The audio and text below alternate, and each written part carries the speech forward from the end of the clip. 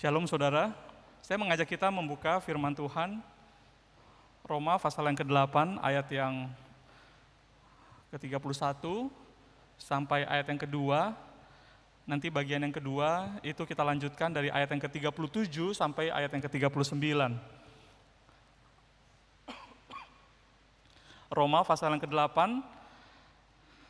ayat yang ke-31 sampai ayat yang ke-32, demikian bunyi firman Tuhan. Sebab itu, apakah yang akan kita katakan tentang semuanya itu? Jika Allah di pihak kita, siapakah yang akan melawan kita? Ia yang tidak menyayangkan anaknya sendiri, tetapi yang menyerahkannya bagi kita semua. Bagaimanakah mungkin ia tidak mengaruniakan segala sesuatu kepada kita bersama-sama dengan Dia? Ayat yang ke-37 sampai 39.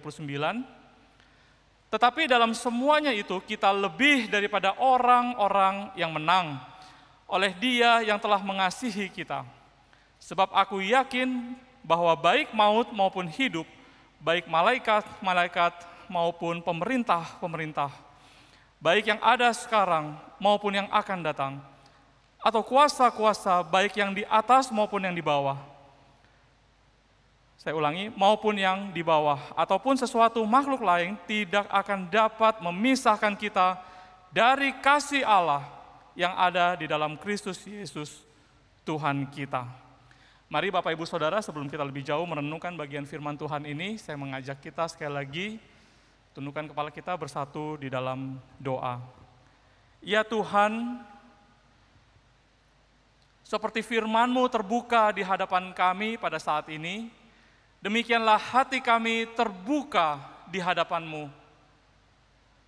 Tuhan, hadirlah di tengah-tengah kami, baik kami yang berkumpul di rumah-Mu ya Tuhan, maupun setiap kami yang berada di tempat masing-masing.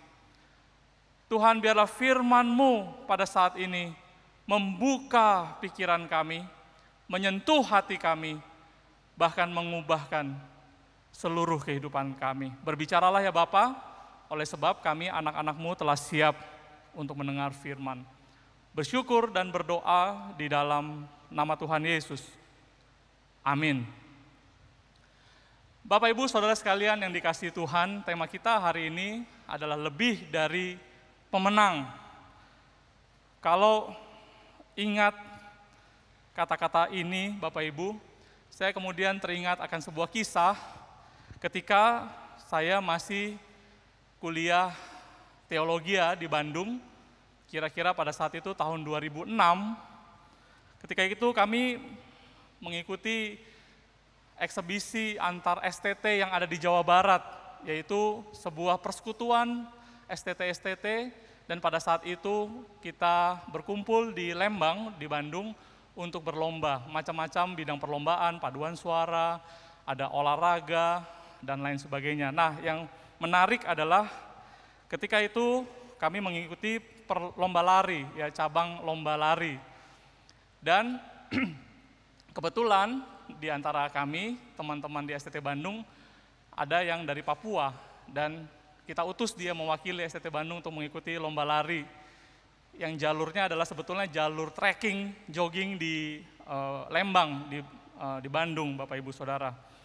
Asumsi kita adalah dia dari Papua, dia tentu larinya cepat dan dia kuat, begitu. Dan memang benar, ketika lomba itu sudah dimulai, Bapak Ibu Saudara, teman kami ini langsung melesat, larinya kencang sekali, dan jauh meninggalkan peserta-peserta yang dari STT lain.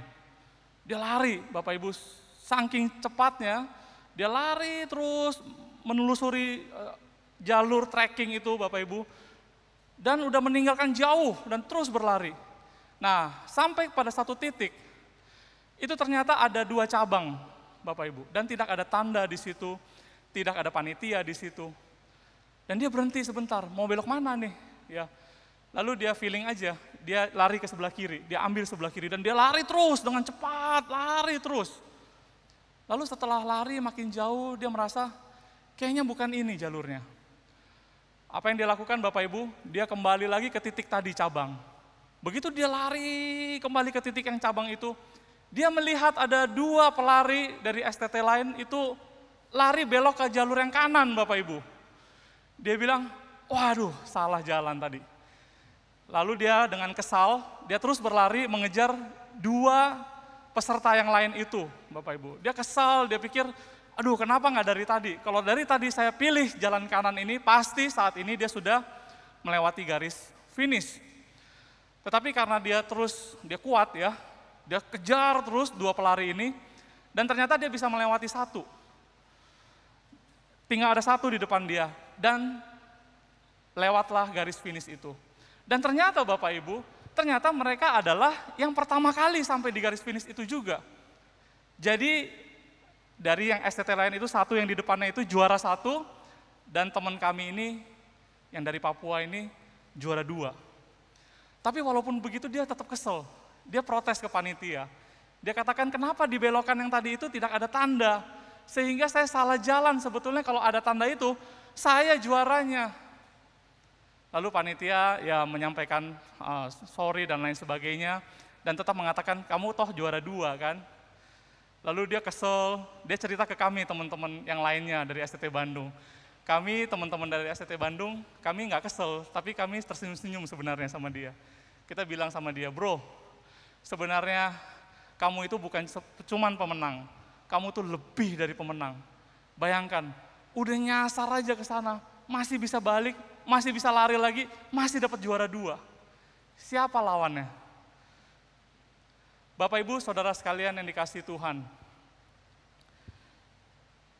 Ayat-ayat yang kita baca tadi atau kata-kata ini, Bapak Ibu, seringkali kita pakai dalam pengertian yang tidak tepat atau tidak sesuai dengan maksud kebenaran firman Tuhan. Kata-kata seperti, jika Allah di pihak kita, siapakah lawan kita? Atau kata-kata seperti, kita lebih daripada orang-orang pemenang. Saudara, banyak orang Kristen memakai ayat-ayat ini untuk membuai diri mereka dan memaksakan pikiran mereka yang akibatnya iman mereka bukan semakin besar, tetapi makin kecil dan tidak bertumbuh secara iman. Mereka yang pada kesempatan atau dalam keadaan berkonflik, berbeda pendapat, atau berseteru, sering memakai ayat ini untuk mengklaim kebenaran dan mengatakan Tuhan di pihak kita. Kita tidak perlu takut, kita harus maju terus, lawan terus. Atau Bapak Ibu, kata-kata kita lebih dari pemenang, maka hidup kita pasti sukses terus, pasti lancar. Kita tidak akan terinfeksi virus corona. Hidup kita pasti diberkati Tuhan. Bapak Ibu saudara sekalian yang dikasihi Tuhan, klaim-klaim seperti ini kemudian bukannya membuat iman itu besar seperti yang tadi sudah saya katakan, tetapi justru iman-iman seperti itu kemudian tidak bertumbuh. Maka Rasul Paulus di dalam 1 Korintus pasal yang ke-13, dia berkata orang-orang yang punya iman yang besar seperti itu adalah seperti gong yang berkumandang dan canang yang bergemerincing. Sebentar saja kedengaran hebat, besar suaranya. Lalu setelah itu hening dan tidak ada gunanya. Karena apa Bapak Ibu Saudara sekalian? Karena anak-anak Tuhan, saudara dan saya, kita tidak bisa lari dari realita kenyataan hidup kita, bukan? Ternyata hidup ini dalam dunia yang sudah tercemar oleh karena dosa, anak-anak Tuhan juga mengalami berbagai-bagai masalah dan pergumulan hidup. Kita juga bisa terserang sakit penyakit, Bapak Ibu. Kita juga bisa hidup kita nggak selamanya lancar terus. Dan belum tentu apa yang kita pikirkan itu adalah sama dengan apa yang Tuhan kehendaki. Setiap anak-anak Tuhan, saudara dan saya, kita punya salib yang harus kita pikul masing-masing. Nah, jadi sekarang pertanyaannya adalah dalam pemahaman dan pengertian seperti apa kita memahami kata-kata lebih dari pemenang itu. Bapak Ibu, jikalau kita mau mengerti maksud daripada kata-kata ini, maka kita tidak bisa tidak, kita harus kembali kepada situasi, maksud pertama-tama kata itu dituliskan. Paulus menuliskan ini kepada jemaat di Roma. Bapak Ibu, Roma adalah sebuah ibu kota dari sebuah kekaisaran Romawi yang adalah penguasa dunia pada saat itu. Jemaat mula-mula yang hidup di kota Roma, Bapak Ibu, mereka tidak bisa berjemaah banyak seperti kita, berkumpul di satu tempat, ramai-ramai begitu. Tidak bisa, Bapak Ibu.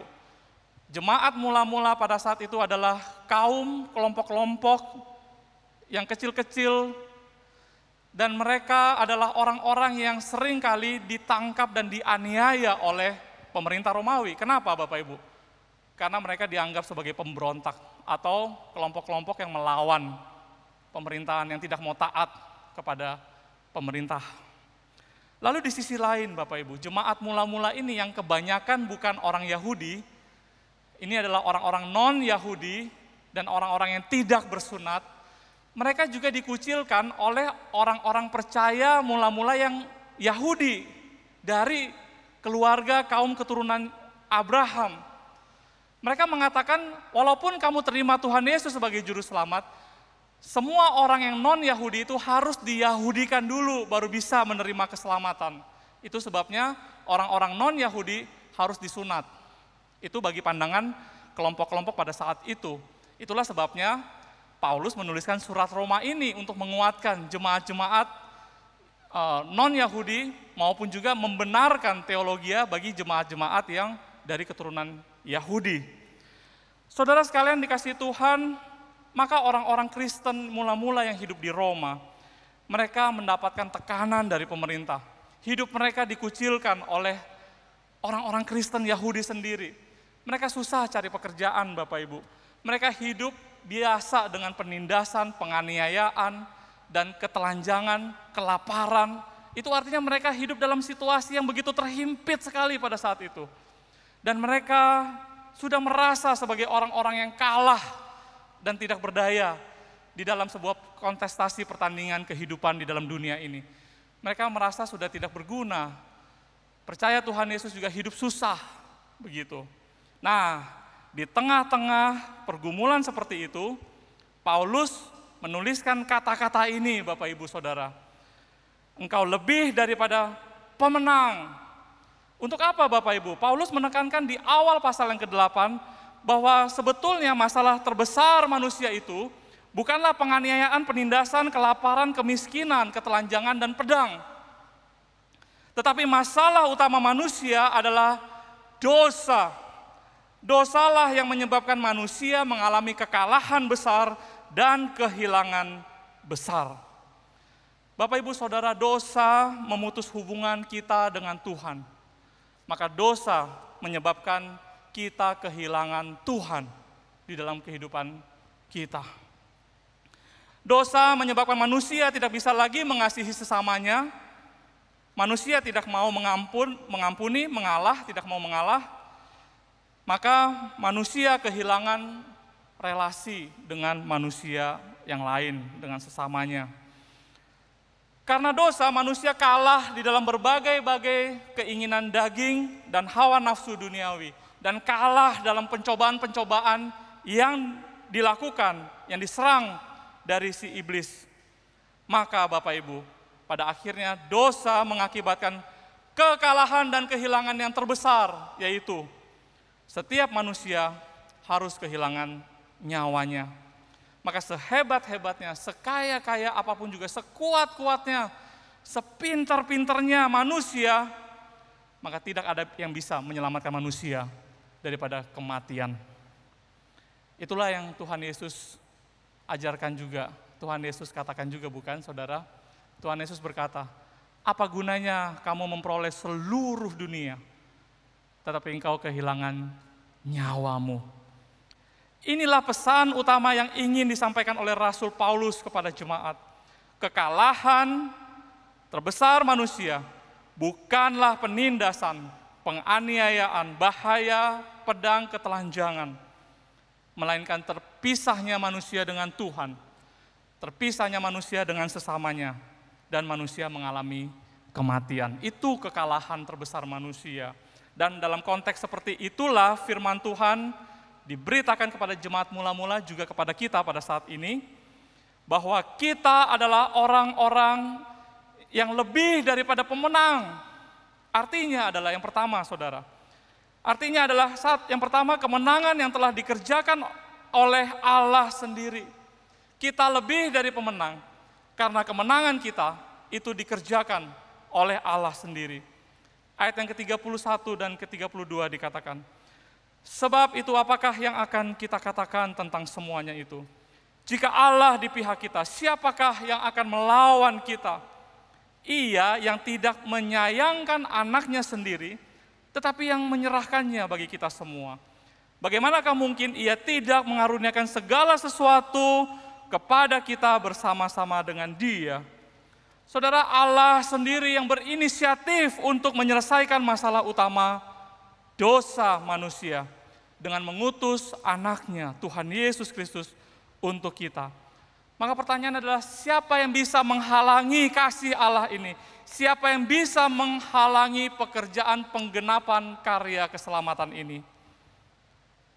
Apakah itu maut atau hidup, malaikat-malaikat, pemerintah-pemerintah, dikatakan kuasa-kuasa yang ada di atas langit maupun yang di bawah, sesuatu makhluk lain, tidak ada yang dapat memisahkan kita dari kasih Allah yang ada di dalam Kristus Yesus Tuhan kita. Saudara, siapa yang bisa menggagalkan rencana Allah? Siapa yang bisa menghalangi kasih Allah bagi kita, umat manusia? Jawabannya, tidak ada, Bapak Ibu. Penindasan, penganiayaan, bahaya pedang, semua telah dihadapi oleh Tuhan kita Yesus Kristus. Tetapi apakah itu bisa menggagalkan Kristus untuk menyelamatkan kita? Tidak bisa. Sampai di atas kayu salib pun ketika darahnya tercurah bagi kita, Tuhan Yesus taat dan setia memberikan seluruh hidupnya bagi kita. Bapak, Ibu, Saudara sekalian, dalam konteks itulah firman Tuhan ini dituliskan, Allah di pihak kita. Bahasa Inggris, Allah bagi kita. Bahasa Mandarin, Bapak Ibu, Allah membantu kita. Kalau Allah di pihak kita, Allah adalah bagian kita. Kalau Allah membantu kita, maka siapakah lawan yang bisa mengalahkan Allah? Tidak ada, Bapak Ibu. Allah tidak pernah ada lawan yang cukup seimbang untuk bertarung dengan Dia atau mengalahkannya. Maut sekalipun dikalahkan oleh Allah. 1 Korintus pasal yang ke-15 ayat yang ke-25 sampai 26. Karena ia harus memegang pemerintahan sebagai raja sampai Allah meletakkan semua musuhnya di bawah kakinya. Musuh yang terakhir yang dibinasakan ialah maut. Maut sekalipun telah dikalahkan oleh Allah melalui karya penebusan penyelamatan Yesus Kristus. 1 Korintus pasal yang ke-15 ayat yang ke-55 sampai 57 berkata, hai maut, di manakah kemenanganmu? Hai maut, di manakah sengatmu? Sengat maut adalah dosa. Sengat maut ialah dosa dan kuasa dosa ialah hukum Taurat. Tetapi syukur kepada Allah yang telah memberikan kepada kita kemenangan oleh Yesus Kristus, Tuhan kita. Bapak, Ibu, Saudara, kita lebih daripada pemenang. Karena kemenangan kita adalah sebuah kemenangan yang dikerjakan oleh Allah. Dan karena Ia adalah Allah, maka tidak ada yang bisa mengalahkannya. Termasuk kematian, tidak pernah akan ada lawan bagi Allah. Bapak, Ibu, Saudara sekalian dikasihi Tuhan, marilah kita menyambut kemenangan itu dengan sungguh-sungguh percaya dan beriman kepada Tuhan kita Yesus Kristus. Marilah kita percaya di dalam Dia ada pengampunan dosa. Marilah kita percaya di dalam kuasa darahnya itu ada kuasa untuk mengubah kehidupan kita. Dan ada keselamatan hidup yang kekal setelah kematian di dalam dunia ini. Itulah pemahaman yang pertama, Bapak Ibu, lebih daripada pemenang. Karena kemenangan kita adalah kemenangan yang dikerjakan oleh Allah. Yang kedua, lebih daripada pemenang artinya kemenangan ini bernilai kekal adanya. Bapak, Ibu, Saudara, di dalam dunia ini tidak ada satupun kemenangan yang bersifat abadi. Kerajaan demi kerajaan bangkit dengan megah, mulia, besar, dan kuat. Tetapi sejarah membuktikan, pada gilirannya kerajaan-kerajaan akhirnya runtuh secara tragis dan menyedihkan. Orang bisa menang dalam perlombaan, orang bisa hebat memenangkan pertandingan dan pertempuran, tetapi semuanya itu sifatnya sementara, Bapak Ibu. Suatu saat kemenangan itu akan direbut kembali oleh orang lain. Maka kalau kita lihat hari ini misalkan Rusia dengan Ukraina, Rusia terlihat begitu gagah sekali melawan Ukraina. Tapi tahukah saudara, 1500-an tahun yang lalu, Rusia waktu itu bernama Rus itu ada di dalam penaklukan Kiev, Bapak Ibu Saudara. Tidak ada yang abadi, bukan? Maka ada pepatah berkata, mempertahankan kemenangan jauh lebih sulit daripada mendapatkannya. Suatu ketika John Wesley berkunjung kepada seorang yang kaya luar biasa. Saking kayanya Bapak Ibu di Inggris, orang ini punya rumah yang besar itu seperti puri atau seperti sebuah istana kerajaan. Besar sekali. Dan orang kaya ini mengajak John Wesley untuk naik ke atas bangunan itu, sampai di balkon, di atapnya ada sebuah balkon teras yang besar. Maka orang kaya ini berkata kepada John Wesley, Bapak Pendeta, coba lihat, dari ujung Bapak bisa melihat, sejauh mata Anda bisa melihat dari ujung sebelah timur sampai ujung sebelah barat, itu semua tanah punya saya. Lalu John Wesley terdiam sejenak dan kemudian membalas berkata kepada orang kaya ini, Bapak Ibu. John Wesley berkata, jika saya kembali ke tempat ini 100 tahun yang akan datang, apakah ini semua masih menjadi milik Anda? Atau dengan kata lain, John Wesley ingin berkata kepada dia, betul Anda hebat, betul Anda kaya, luar biasa, tapi pertanyaannya untuk berapa lama? Untuk berapa lama semuanya ini bertahan? Saudara, tidak ada kemenangan apapun dalam dunia ini yang bersifat kekal adanya. Kerajaan Roma pada saat itu adalah penguasa dunia. Tapi di manakah kekaisaran Romawi pada hari ini? Tapi Yesus Kristus, kerajaannya adalah kekal untuk selama-lamanya.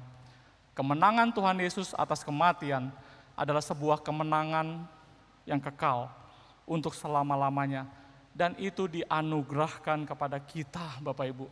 Sebuah kemenangan yang setelah dianugerahkan kepada kita, itu adalah milik kita untuk selama-lamanya, Bapak Ibu.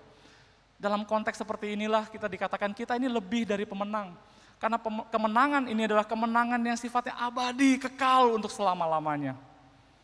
Yohanes 10:28-29 berkata, dan aku memberikan hidup yang kekal kepada mereka, dan mereka pasti tidak akan binasa sampai selama-lamanya. Dan seorang pun tidak akan merebut mereka dari tanganku.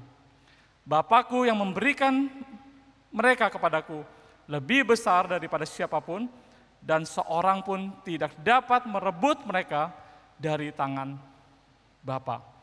2 Petrus 1 ayat yang 10-11 berkata, karena itu saudara-saudaraku berusahalah sungguh-sungguh supaya panggilan dan pilihanmu makin teguh, sebab jikalau kamu melakukannya, kamu tidak akan pernah tersandung.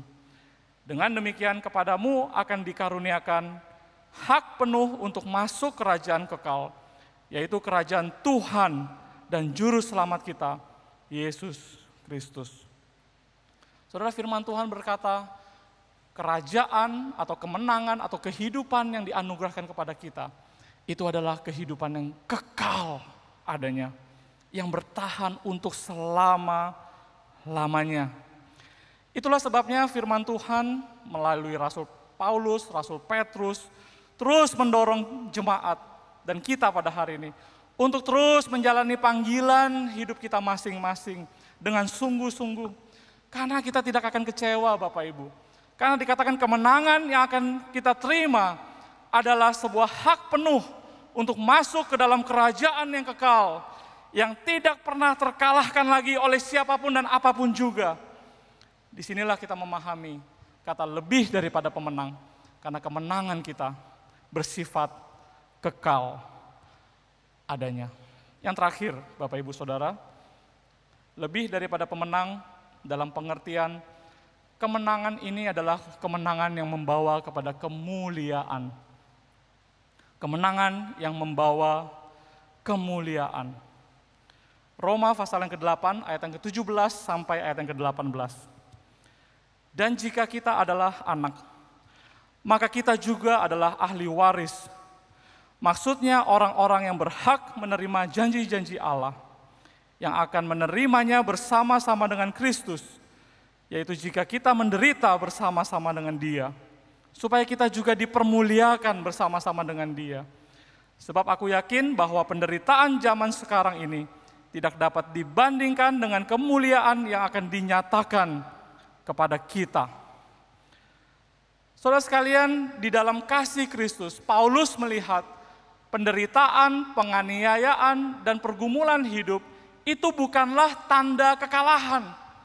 Bagi Paulus, penderitaan yang kita alami sekarang itu adalah tanda kemuliaan. Tentu Bapak Ibu di sini jangan salah mengerti. Di bagian lain, Rasul Paulus juga mengatakan bahwa ada kalanya kamu menderita itu karena kesalahan dan dosamu sendiri. Itulah sumber penderitaan kamu. Tetapi dalam konteks yang sedang kita bahas pada saat ini, ketika kita harus menderita karena kesetiaan kita kepada Tuhan, kita harus menderita karena kita sungguh-sungguh mempertahankan kehidupan kita bersih dan benar di hadapan Tuhan, maka dalam konteks seperti itulah ketika kita menderita, maka dikatakan penderitaan itu bukan tanda kekalahan, tetapi itu adalah tanda kemuliaan. Saudara sekalian dikasihi Tuhan, karena itulah kesempatan terbaik kita untuk menguji seberapa jauh, seberapa dalam iman kita kepada Tuhan. Penderitaan-penderitaan kita karena iman kita, karena kesetiaan kita, itu menguji berapa besar cinta kasih kita kepada Tuhan, saudara. Semakin berat ujian yang kita alami, dan jika kita berhasil bertahan di dalamnya, maka akan dianugerahkan kemuliaan bagi kita di dalam Tuhan Yesus Kristus. Maka saudara sekalian, di dalam dunia ini, tidak pernah ada pertempuran yang menghasilkan kemuliaan yang sejati. Saudara, kalau kita lihat di dalam setiap pertempuran atau pertandingan di dalam dunia ini, yang menang bisa saja merasa kuat, yang menang bisa saja merasa berjaya dan mulia. Tetapi yang kalah, Bapak Ibu, yang kalah akan selalu menuntut pembalasan. Dan akhirnya ini menjadi sebuah siklus yang terus berperang, permusuhan yang tidak akan pernah berakhir, Bapak Ibu Saudara. Dan pada akhirnya semuanya kalah. Bapak Ibu Saudara, Tuhan Yesus mengalahkan maut dengan kasih-Nya. Disitulah Tuhan Yesus secara efektif bukan hanya mengalahkan maut, tetapi juga menghentikan kuasa maut dan segala permusuhan yang ada. Kristus Yesus menghentikan peperangan yang ada. Itu sebabnya Ia disebut Raja Damai, karena kasih pengampunannya itu tidak ada lagi permusuhan. Stop peperangan, dan pengampunannya itu menyebabkan tidak ada lagi peperangan. Inilah yang kita lihat sebagai kemuliaan yang sejati, kemuliaan yang sebenar-benarnya. Saudara, mana lebih mulia? Kalau orang yang berhasil mengalahkan orang lain, atau orang yang berhasil mengampuni orang lain? Tuhan Yesus berkata dalam Matius pasal yang ke-5 ayat yang ke-43 sampai 44. Kamu telah mendengar firman, kasihilah sesamamu manusia dan bencilah musuhmu. Tetapi aku berkata kepadamu, kasihilah musuhmu dan berdoalah bagi mereka yang menganiaya kamu. Saudara, kalau kita bisa mengalahkan orang lain dengan semua kemampuan kita kalahkan orang lain, bisa saja kita disebut seorang pemenang. Tetapi kalau saudara dan saya hari ini bisa mengampuni orang lain yang telah menyakiti kita atau bersalah kepada kita, maka bagi Tuhan, saudara dan saya adalah orang-orang yang lebih daripada pemenang. Saudara, kalau saudara dan saya dalam kondisi biasa kita tidak melakukan dosa, bisa saja saudara dan saya disebut seorang pemenang. Tetapi ketika cobaan datang, ketika kesempatan-kesempatan untuk kita jatuh ke dalam dosa itu ada di depan mata kita, saudara. Tetapi kita mampu dengan tetap bertahan dan setia, kita memohon pertolongan daripada Roh Kudus, dan Tuhan menganugerahkan kemenangan bagi kita pada saat itu. Maka di mata Tuhan, saudara dan saya adalah orang-orang yang lebih daripada pemenang. Saudara sekalian yang dikasihi Tuhan, maka apapun penderitaan dan kesulitan hidup kita saat ini, jika kita tetap setia kepada Tuhan dengan kebenaran-kebenarannya, maka saudara tidak akan sebanding dengan kemuliaan yang akan dinyatakan kepada kita kelak pada masa yang akan datang. Itulah sebabnya Bapak Ibu Saudara, sekarang kalau kita sudah memahami, mengerti apa artinya kata-kata lebih daripada pemenang, pertanyaan sekarang bagi kita adalah, apa yang harus kita lakukan saat ini? Dalam konteks pergumulan-pergumulan yang kita hadapi masing-masing, pandemi sudah 2 tahun lebih saat ini. Kita bergumul di dalam keluarga kita masing-masing, kita bergumul di dalam pekerjaan usaha kita masing-masing, saudara. Saudara dan saya bergumul dengan kesehatan kita masing-masing. Maka apa yang harus kita lakukan sekarang? Yang pertama, saudara, jangan menyerah, tetap yakin dan teguh dalam iman percaya kita kepada Tuhan. Saudara, jangan menyerah. Keadaan bisa semakin buruk. Apa yang harus kita lakukan? Kita ini orang-orang yang lebih dari pemenang, Bapak Ibu. Mari kita hidupi, jalani dengan mental seorang pemenang. Jangan menyerah, Bapak Ibu. Mari kita tetap setia kepada Tuhan. Yang kedua, mari kita tetap mengasihi Tuhan, kita mencari hadirat dan kehendak Tuhan setiap waktu. Mari kita tetap disiplinkan diri kita untuk berdoa, membaca firman setiap hari. Mari kita beribadah kepada Tuhan, bahkan melayani Tuhan selama kesempatan itu ada. Yang ketiga, Bapak Ibu, apa yang harus kita lakukan? Mari kita berusaha sungguh-sungguh mengasihi sesama kita. Dimulai dari orang-orang yang terdekat dengan kita. Mari di tengah-tengah pergumulan, persoalan yang tidak mudah, mari kita mencoba belajar mengasihi orang tua kita, istri atau suami kita, anak-anak kita, atau anggota-anggota keluarga kita lebih sungguh lagi. Di masa-masa penuh pergumulan ini, mari kita berusaha lebih lagi untuk bisa mengasihi orang-orang terdekat kita. Lalu kita juga belajar, mari mengasihi orang-orang yang di sekitar kita. Semua orang-orang yang ada di sekitar kita, Bapak Ibu Saudara, bukan kebetulan. Semua ada di dalam rencana Tuhan. Kalau Tuhan izinkan orang-orang ini ada di sekitar kita, yuk mari kita belajar untuk mengasihi mereka lebih sungguh lagi.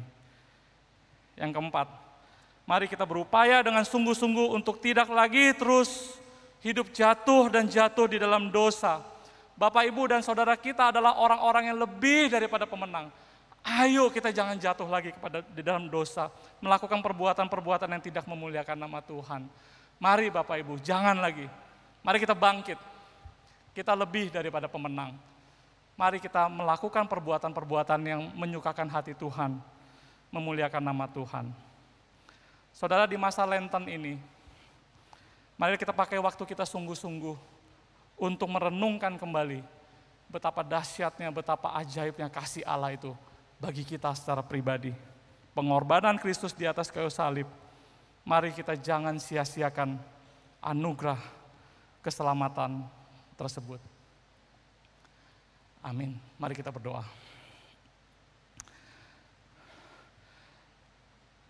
Tuhan, tolonglah kami. Kami telah mendengarkan firman-Mu yang telah menguatkan kami. Sekarang saatnya ya Tuhan, kami mohon Roh-Mu yang kudus yang bekerja seluas-luasnya. Sehingga di tengah-tengah situasi apapun yang terjadi, ya Tuhan, kami boleh terus melihat, bersandar akan anugerah-Mu yang besar itu. Kasih-Mu yang melampaui segala akal pikiran kami. yang telah Engkau nyatakan bagi kami. Biarlah hidup kami boleh mencerminkan status kami sebagai orang-orang yang sudah lebih daripada pemenang, ya Tuhan. Materaikanlah firman-Mu ini di dalam hati kami yang terdalam. Oleh sebab kami akan berusaha sungguh-sungguh melakukannya sesuai dengan pertolongan Roh-Mu yang kudus. Kami berdoa dan berserah di dalam nama Tuhan Yesus. Amin. Amin saudara, Tuhan Yesus memberkati.